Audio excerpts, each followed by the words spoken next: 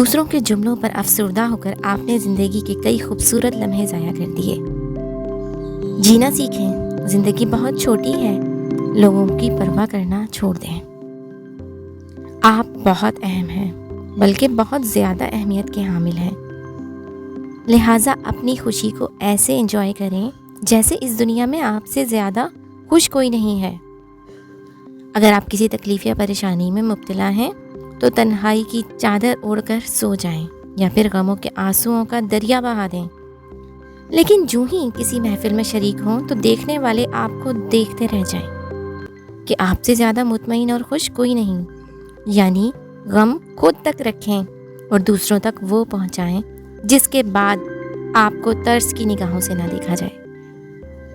زندگی بہت خوبصورت ہے، مجھے ہر ایسے شخص پر افسوس ہوتا ہے جو زندگی کی خوبصورتی محسوس کرنے کے بجائے ایسے لوگوں کو جواب دینے لگے جو دراصل خود کے لیے بھی ٹاکسک ہوتے ہیں۔